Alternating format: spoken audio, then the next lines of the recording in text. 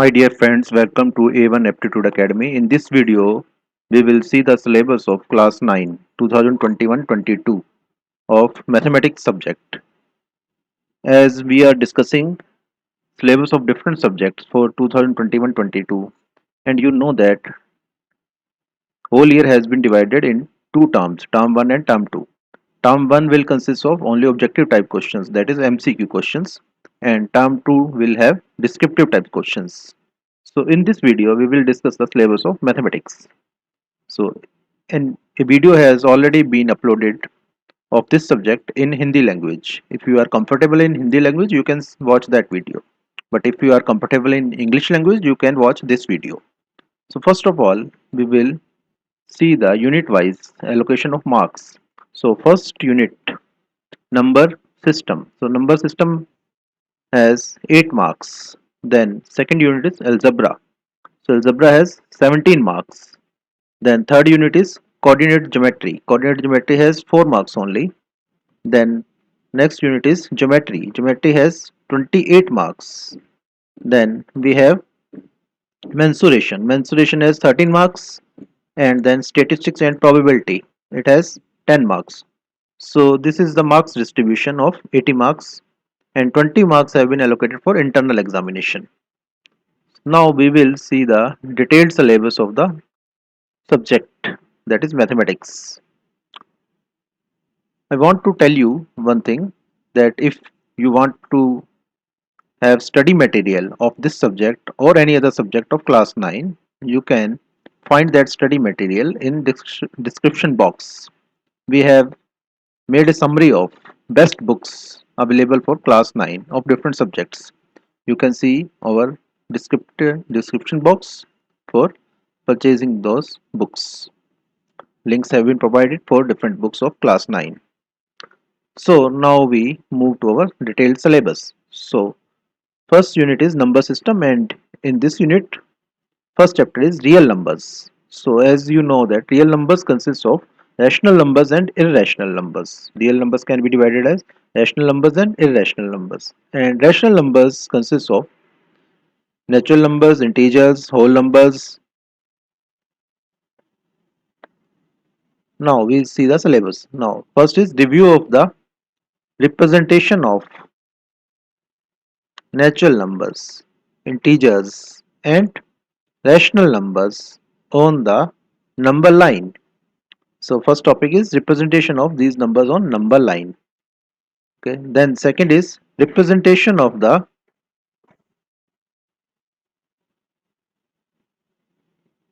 terminating, representation of terminating oblique non-terminating. So what are terminating numbers and non-terminating numbers?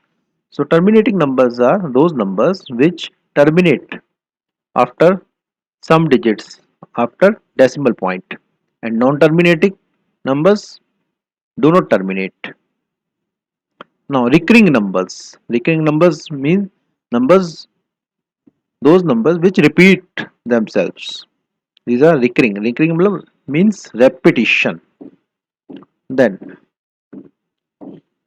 representation of these numbers on number line. So basically this chapter consists of representation of rational numbers and irrational numbers on a number line. So any real number can be represented by a point on number line. So this is the theme of this chapter. Now second is examples of non-recurring, non-recurring, non-terminating decimals.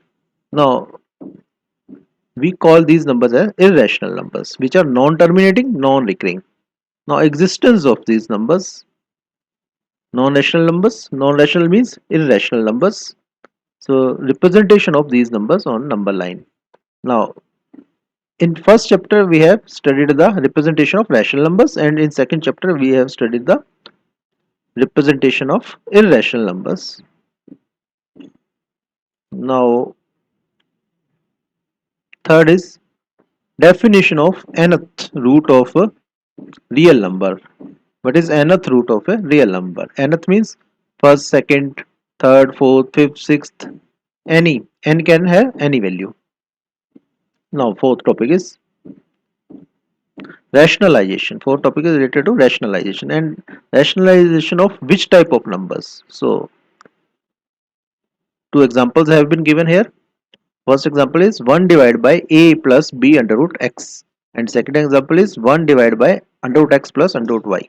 As you can see, in first example we have only one under root, that is under root x, and in second example we have two under roots, under root x and under root y. Now what are a, b and x, y? Now x and y are natural numbers because these cannot be negative. If x and y are negative, then their under root will be complex numbers. So these cannot be negative. So x and y are natural numbers, but a and b can be negative. So a and b are integers. If you don't know what are integers, what are whole numbers, what are natural numbers, a video on number system, rather two videos on number system have been uploaded in this channel. You can watch those videos for clarifying. Now, fifth topic is recall of laws of exponents. Now, what are exponents? Exponents are in the form of power. One number will be base and other number will be power. So, laws of exponents will be studied here. Now, Unit second consists of algebra, and in this unit we will have different chapters. First chapter is polynomials. Now, what are polynomials? So, polynomial, before studying polynomial, poly means many, and contrast of this term is monomials. Mono means one. So, definition of polynomial. What is polynomial? In one variable. Polynomial in one variable. Now, what are variables? Now, variable are those values or those things which can take different values, and contrast or opposition of variable is constant. Constant has standard value or fixed value, but variables have many values. For example, x and y are variables. Generally used variables are x, y, z. So x is equal to 1, x is equal to 2, x is equal to 3. If x has a one value, constant value, then it is constant. But if x has different values, x can have different values, then this is a variable. Now, examples of variables and examples, then counter examples, then coefficient. What is a coefficient of a polynomial? These are terms associated with polynomials. First is coefficient of polynomial, then terms of a polynomial, and zero polynomial, then degree of polynomial. These are all parts of polynomial. Then constant I have already discussed. Then linear. For example, x raised power 0. X raised power 0 means it is equal to 1. So it is a constant. Now what is linear? X raised power 1. It is linear. For example, if I say x plus 1 is equal to 0, it is a linear equation. Then quadratic. If I say x square plus 1 is equal to 0, it is a quadratic equation. Or x square plus x plus 1 is equal to 0. It is a quadratic equation with one variable. Here I will only study one variable first. Then cubic polynomial. Cubic polynomial has highest power 3. For example, x cube plus x square plus x is equal to 0, or simply x cube plus 1 is equal to 0 is also a cubic polynomial. Then monomial, then binomial. Monomial means 1, mono means 1, bi means 2, tri means 3. So polynomial start from 2, 3, binomial, trinomial. Then factors and multiples. What are factors and multiples? For example, factors of 4 are 2 into 2. 2 and 2 are factors of 4. And multiple of 2, 2, 4, 6, 8, 10. These are multiples of 2. That means table of 2. Then zeros of a polynomial. What are zeros of polynomial? Then motivate and state remainder theorem. What is remainder theorem? And before remainder theorem, what is remainder? Remainder is a term when we perform some division. For example, when we divide 7 by 2. So remainder is 1. 2 into 3, 6. 7 minus 6 is equal to 1. So remainder is 1 here. Then statement and proof of the factor theorem. So there are two theorems in your syllabus. First is remainder theorem, second is factor theorem. Now factorization of ax square plus bx plus c.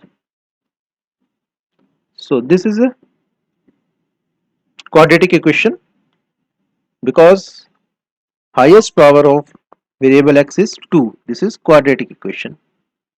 So what are roots of quadratic equation? Here a can't be 0. If a is 0, then it will not be quadratic. Then it will be bx plus c is equal to 0. It will be linear equation. So a can't be 0 and a, b and c are real numbers. Similarly, you have to solve cubic polynomial. This was quadratic polynomial and you have to solve cubic polynomial. Now cubic polynomial has highest degree 3, highest power 3. So example of cubic polynomial, similar example of cubic polynomial will be ax cube plus bx square plus cx plus d. Now there are some identities. You will have to cram these identities.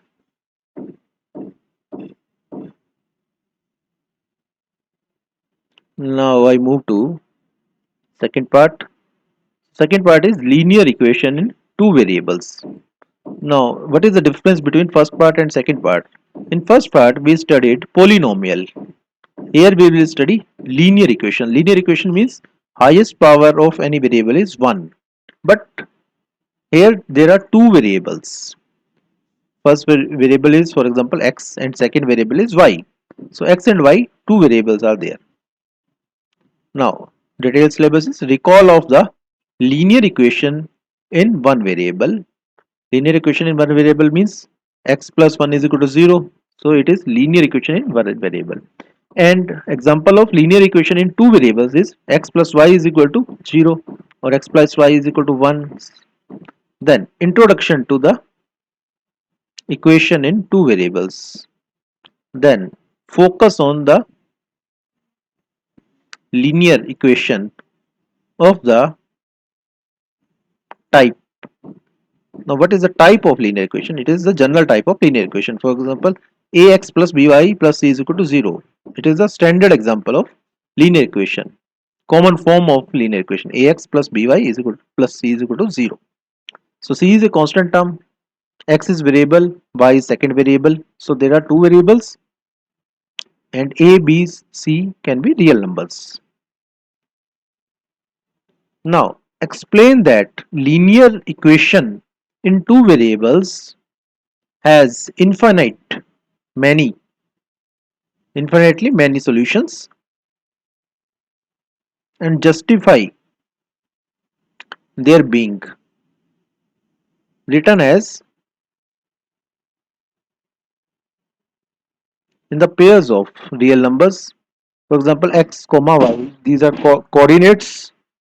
So solution of a linear equation of two variables can be written as pairs of values of these variables and it may have infinite solutions, and we can represent these solutions on a graph, on xy graph, and When we join all the solutions, all the points on xy plot, then joining will form a straight line. So this is the theme of this chapter.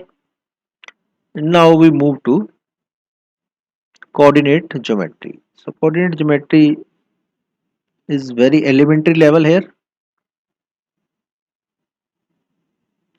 So first of all, Cartesian plane. And what is Cartesian plane? It is xy simple plane, xy plane, x-axis, y-axis, x-axis is horizontal axis, y-axis is vertical axis. We can say x-axis as abscissa and y-axis as ordinate also.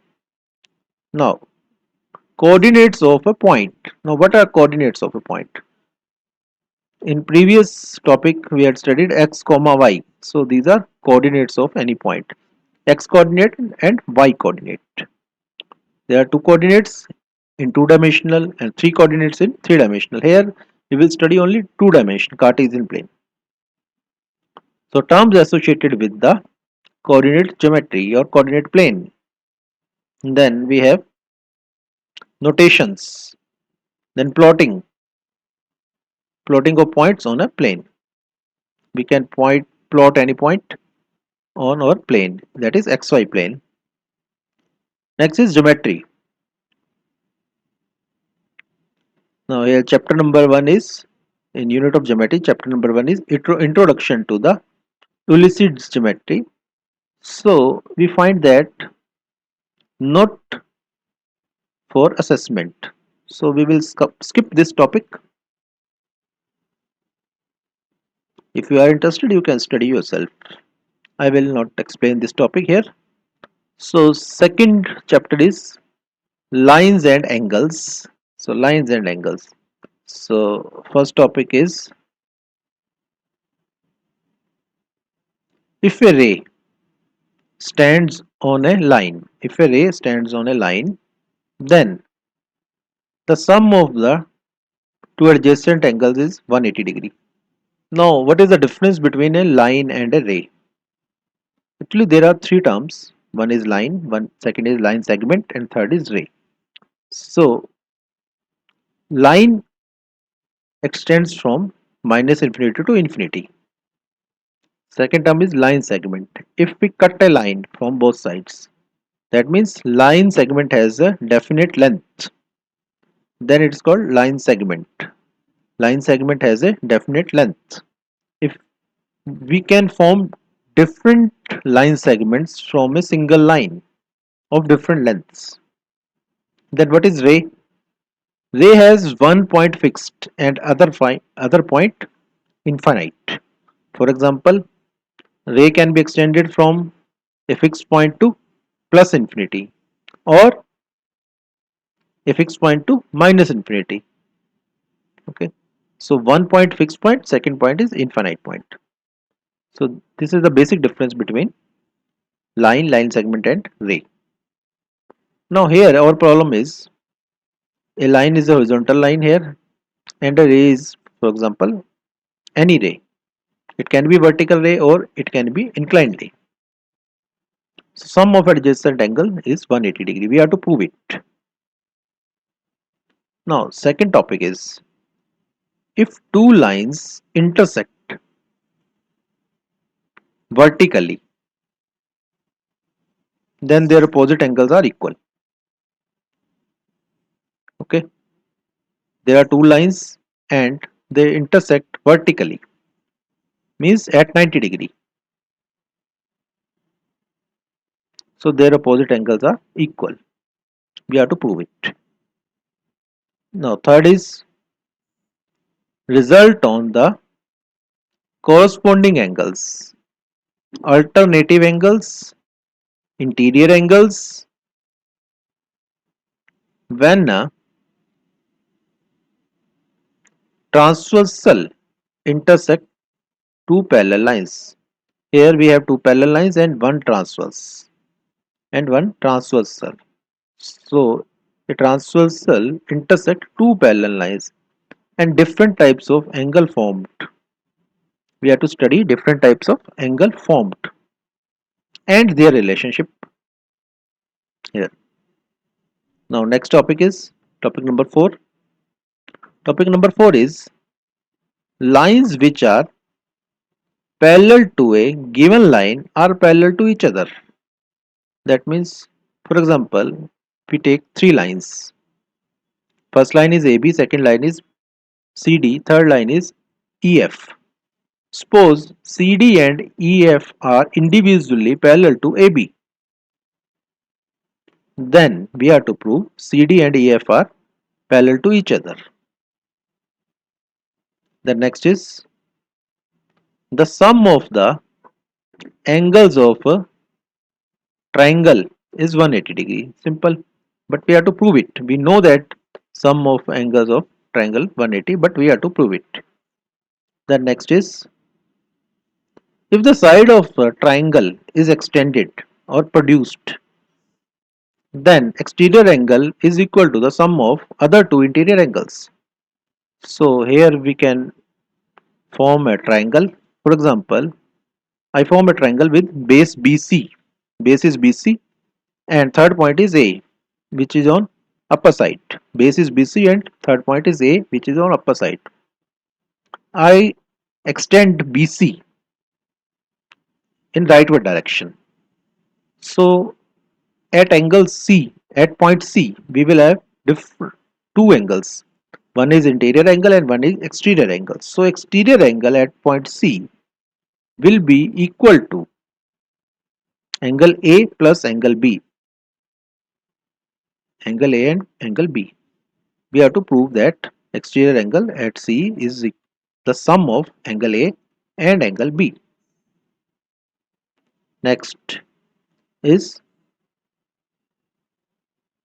triangles. So in this chapter you have to study basically congruency. Chapter of triangles is here related to congruency, and in your next class you will again study a chapter of triangles, but there will be similarity, chapter of similarity over there. So what is the difference between congruency and similarity? So two congruent shapes have same size, exactly same size, but two similar shapes may have different size but similar shape. For example, I draw a circle of diameter 10 centimeter and I again draw a circle of diameter 5 centimeter. Now these two circles are not congruent. These two circles are similar. But if I draw two circles of same diameter, then these are congruent circles. So congruent figures should have exactly same shape and size. Okay. Now here our problem is related to only triangles. So we will focus on triangles only here. So congruency will be studied here. Congruency of triangles. And now what are different conditions of congruency of triangles? So we will study one by one. So before advancing further, I have different conditions of congruency. First condition is SAS. SAS. Here S means side, A means angle, then S means side. So any triangle has three sides and three angles. Angle mean interior angle only. So if two triangles are congruent to each other, first condition is their two sides and one angle will be equal to each other. For example, I take two triangles. First triangle is ABC. Now BC is base and A is upper point. In second triangle, I take DEF. Here I take EF as base and D as upper point. Now from this condition SAS, for example, I take angle A is equal to angle C because corresponding angle should be equal in two triangles. So angle A should be angle D, not C, angle D. In first triangle, it is angle A. In second triangle, it is angle D. So now SAS. Now A should be included angle. Included means it should be in between two sides.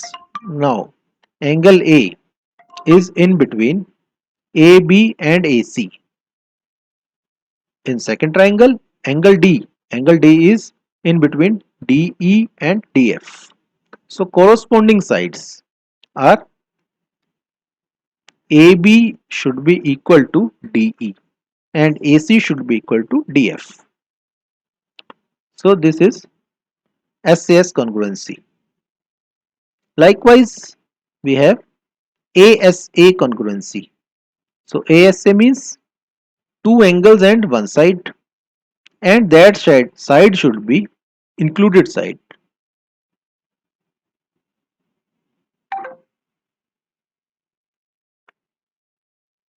Now congruency, third type of congruency is SSS. All the three sides of true triangles are equal to each other, and these sides should be corresponding sides. All the three corresponding sides of one triangle should be equal to the sides of second triangle. Now fourth type of congruency is RHS. R means right angle, H means hypotenuse, S means side. So this type of congruency is valid only in case of right angle triangles. Right angle triangles are those triangles in which one angle is 90 degree. So here R means right angle, that means 90 degree. So two right angle triangles will be congruent to each other when this condition fulfills. That means one angle is 90 degree, it is obvious. Then their hypotenuse should be equal to each other. Then there's one side should be equal. One side from one first. Then for example, base of first should be equal to base of second, or perpendicular of first should be equal to perpendicular of second.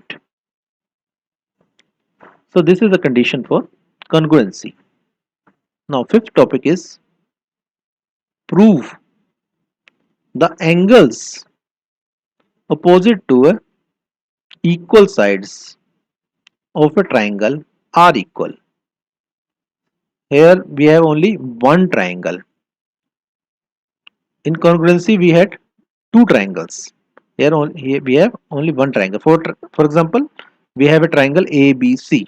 BC is base, A is upper point. Now here, for example, if angle B is equal to angle C, then AC will be equal to AB. Then AC will be equal to AB. And converse is also true. If AB is equal to AC, then angle B will be equal to angle C. Next topic is topic number 6 here. The sides opposite to equal angles of a triangle are equal. I have already explained. Then topic number 7 is triangle inequality. Triangle inequality. You can yourself see this topic. Then chapter is chapter number 4, quadrilateral. Quadrilateral. So triangle has three sides, quadrilateral has four sides. So these all theorems of quadrilaterals are based on congruency of triangles. So first topic is the diagonal divides a parallelogram into congruent triangles. Now what is parallelogram? Parallelogram is a type of quadrilateral in which opposite sides are equal and parallel to each other. So for example, we have a parallelogram ABCD. AB is base, and in cyclic order these are points A, B, C, D. Now AB will be equal and parallel to CD. Likewise, BC will be equal and parallel to AD. So these are equal and opposite sides of parallelogram. Now what is our problem here? Diagonal divide. So we draw a diagonal. So diagonal is first diagonal is AC. AC is first diagonal and two triangles formed by AC are ABC and then ACD. So triangle ABC should be congruent to triangle ACD. We have to prove this. Then second topic is in a parallelogram opposite sides are equal and conversely we have to prove that opposite sides of parallelogram are equal. Then third topic is in a parallelogram opposite angles are equal. Opposite angles are equal. We have to prove that opposite sides of a parallelogram are equal to each other. Then fourth topic is a quadrilateral is a parallelogram if pair of its opposite sides is parallel and equal. Okay. Then fifth is in a parallelogram the diagonals bisect each other. Bisect means they meet at midpoint. Then topic number 6, in a triangle the line segment joining the midpoints of any two sides is parallel to third side. So we can discuss this with the help of an example. For example, we have a triangle in which A is upper point, BC is base. So we take midpoints of sides AB and AC. So suppose midpoint of AB is D and midpoint of AC is E. So when we join DE, it should be parallel to base BC. This we have to prove. So all these theorems are based on congruency. You have to prove these theorems with the help of congruency. You can treat it as an application of congruency in quadrilateral. Then next chapter is area.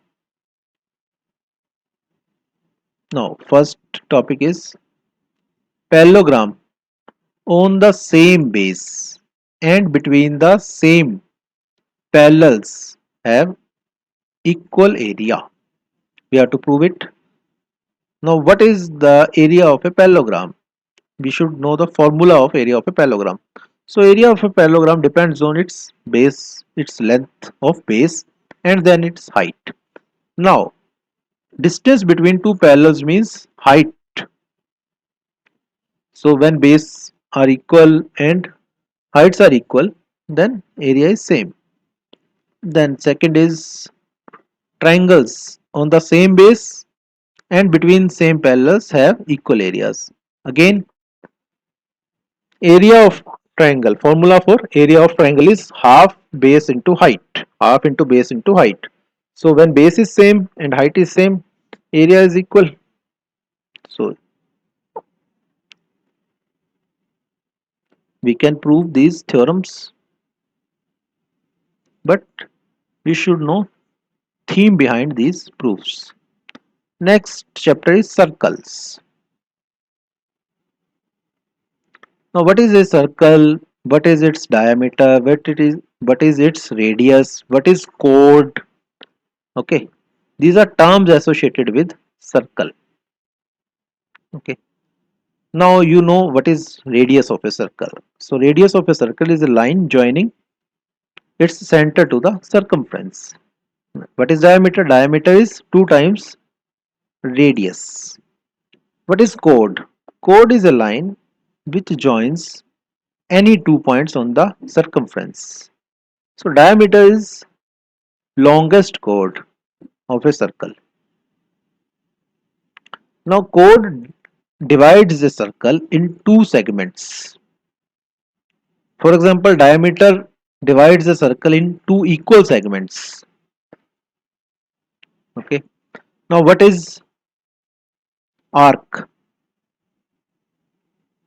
So arc is a part of circumference which is formed by two lines joining this arc to the center.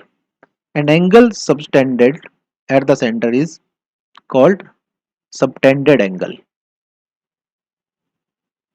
For example,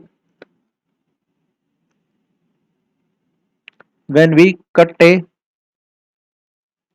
apple, for example, when we cut an apple, or we can say when we cut a circle in two equal circles with the help of diameter, then two semicircles are formed. So these two circles, semicircles, are of arcs, and these two arcs have length half of the total circumference of the circle. Now these are terms associated with the circle. Now first topic is equal chords. Equal chords of a circle.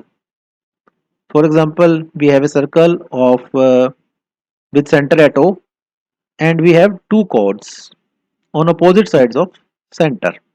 First chord is AB, second chord is CD. Okay, and AB is equal to CD. Length of AB is equal to CD. Then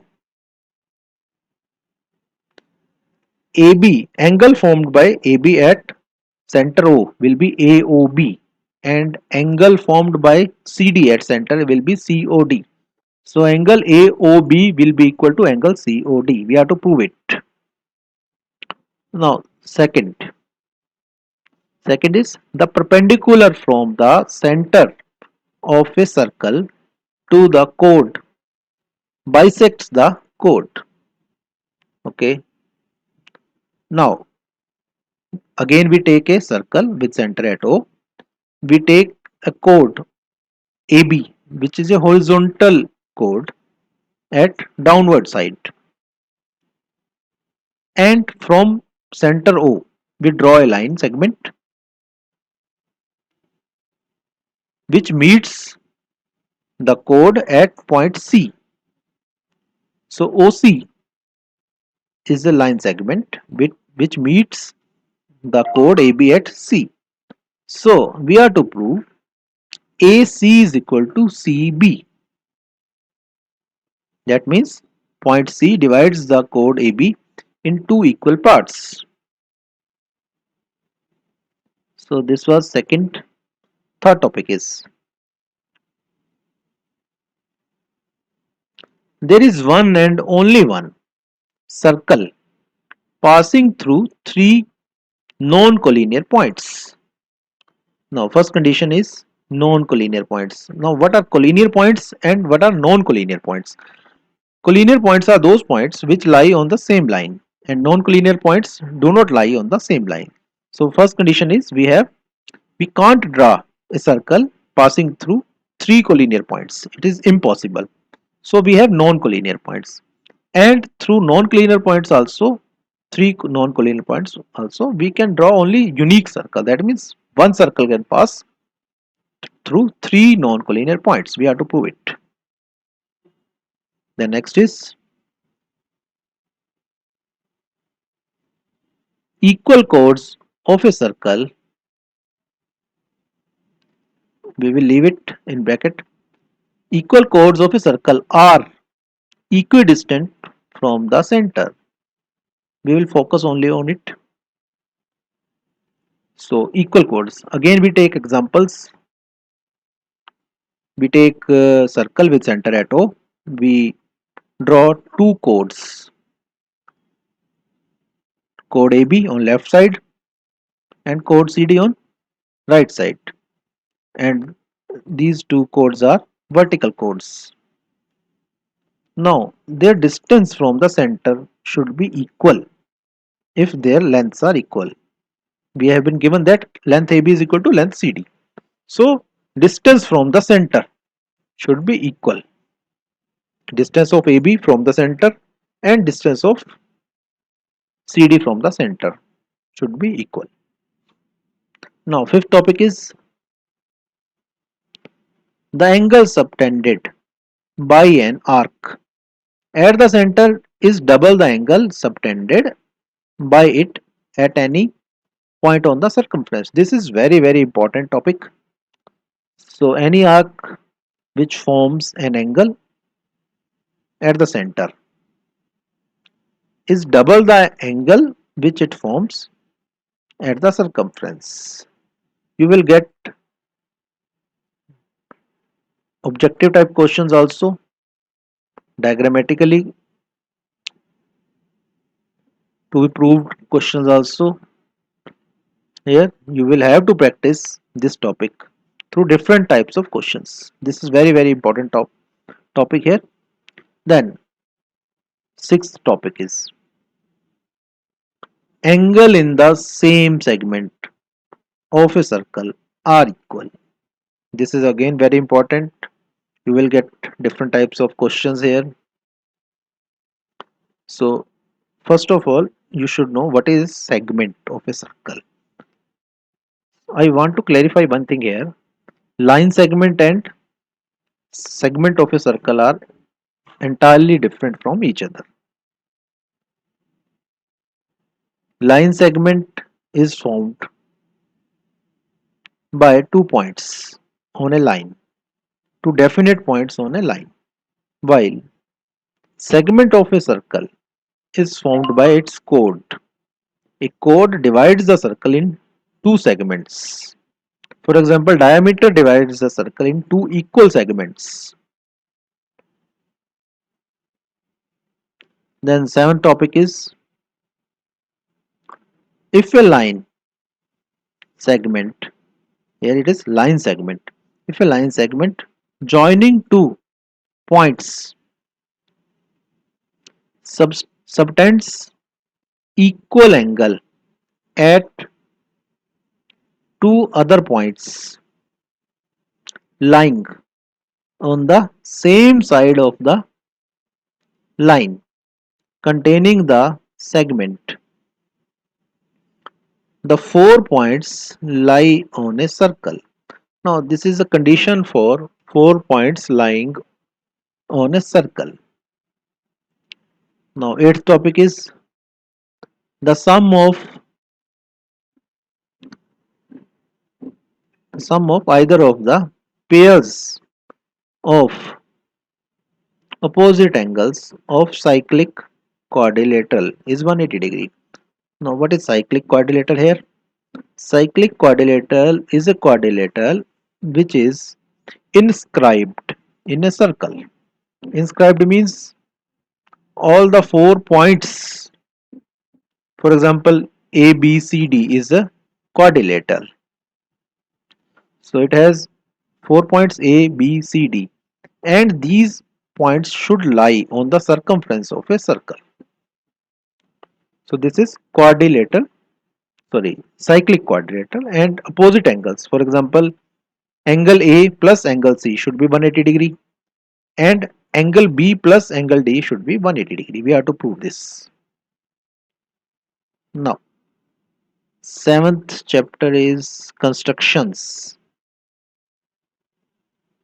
Sorry, seventh unit is construction. No, seventh chapter is construction. Okay. So in construction, we will use our geometry box. So it is important to take your geometry box with you because questions of construction cannot be completed without geometry box. So first topic is construction of bisectors of line and angles. Now you will have to divide a line in two equal parts. Then you will have to learn the how to make angle of 60 degree, 90 degree, 45 degree and then bisect them. For example, Half of 60 degrees 30 degree, then half of 90 degrees 45 degree, then half of 45 degrees 22 and half degree. So this is in your syllabus. Then equilateral triangles. Equilateral triangles are those triangles which have all the three sides equal to each other. Then second is construction of a triangle given its base and sum or difference of other two sides. This is second topic. Sorry, and a base angle. Sorry.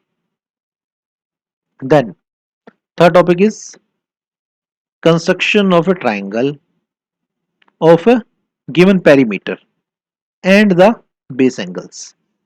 Okay, you will get two base angles and perimeter. Perimeter is sum of three sides of a triangle.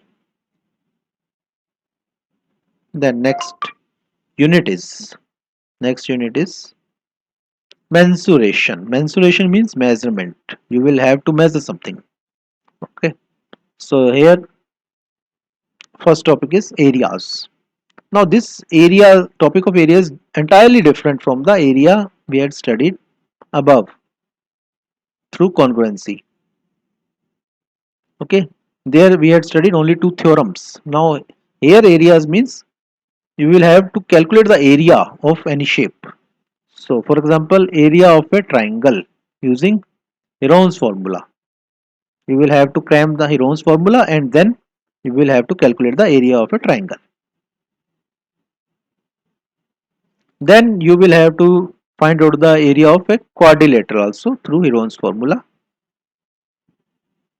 Then second chapter you can say here, surface area and volume. Now surface area of and volume, that means when we see the terms surface area and volume, that means we have to calculate the area and volume of a three-dimensional shape. Now what are different types of three-dimensional shapes here we see? So surface area, then volume of cubes. First shape is cube. So cubes have all the sides equal to each other. Then cuboid, then spheres. Example of sphere, the ball. Then hemisphere also. Cut the sphere in two parts, that is hemisphere. Then right angle triangle, sorry, right circle cylinder, and then cone means your birthday cap is the shape of cone, in the shape of a cone. Okay, but here you will have to calculate the volume and area of a solid cone or a hollow cone. Okay, now unit 6 is related to statistics and probability. Now what is statistics? Statistics is entirely different from the term static that we use in physics. Static means stationary. Statistics is a branch of mathematics which deals with the data. Now, for example, when you collect data, large amount of data, for example, in case of census, people come to your home and they get your data related to number of females in the family, number of males in the family, age of females, age of males, then number of children in the family, then their education. So this is the data collection. Then we form different types of groups of data. So data can be categorized as ungrouped and grouped data. Then we analyze that data through different types of statistical techniques. For example, we can find mean, median and mode. I can give you a simple example of mean, median and mode here. Suppose you attend a tuition class and you along with your three friends. You are A, other three friends are B, C and D. So there are four students A, B, C and D. And teacher asks you to give a test of 20 marks. So A scores 10 marks, B scores 15 marks, C scores again 15 marks, D scores 20 marks. So what will be the mean? So mean will be sum of values. So sum of values means 10 plus 15 plus 15 plus 20. So this is 60 and divided by number of values. So number of values are 4 because there are 4 students. So 60 divided by 4 is 15. So mean of this data is 15. Now what is median of this data? So median is middle value. So A, B, C, D. We arrange the data in ascending order. So 10, 15, 15, then 20. So there are 4 candidates. So mid candidates are 15 and 15. We can take average of these 15 and 15. Again it is 15, so median is also 15. If there are only 3 values, for example 10, 15 and 20, then middle value is the median value. Okay. So what is mode of this data? Mode is the value with highest frequency. So highest frequency, which term, which value has highest frequency? Value 15 has highest frequency. So again here mode is 15 because 15 has highest frequency. And what is that frequency? It is 2 because only one student has got 10 marks but two students have got 15 marks. So highest frequency is 2 and what is the value that has highest frequency? It is 15. So mode is also 15. So in this example, all mean, median and mode are 15. Now, second chapter is probability. Now what is probability? Probability means chance and maximum value of probability is 1. Okay. Highest probability is 100%. That means 1. For example, what are the chances that it will rain? You say that 50-50. So probability is 0.5. Your friend says 60%. Then probability is 0.6. Now, topics are history of probability, then repeated, okay, repeated experiments. Now, what is experiment? For example, you throw a dice. Okay, now what is the dice? If you play Ludo, you will get a dice. It will have 6 faces, and on each face there will be one hole. Okay, one hole, two holes, three holes, four holes, five holes, and six holes. Okay, so when you throw a die, that means you are performing an experiment. Then what is observed frequency? Approach. Okay, then probability.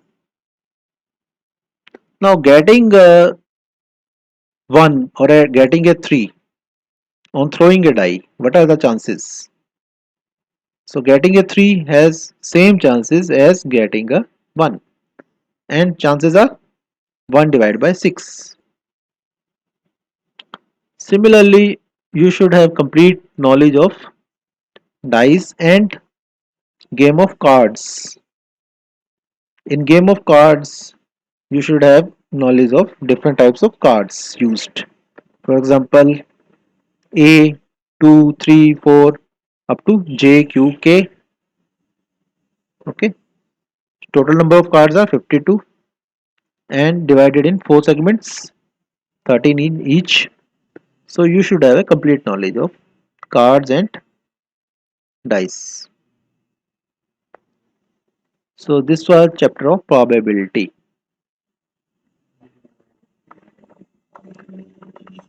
So this was the syllabus of theory of the subject mathematics.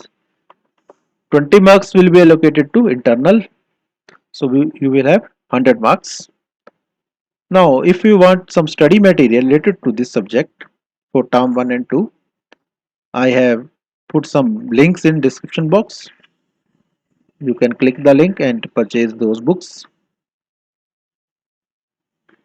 And In description box, all the books of class 9 have been mentioned. Okay. If you like this video, you hit the like button and subscribe to our channel, and you can watch all the videos of all the subjects of class 9 in English as well as in Hindi also. So we will meet in next video of some different subject of class 9.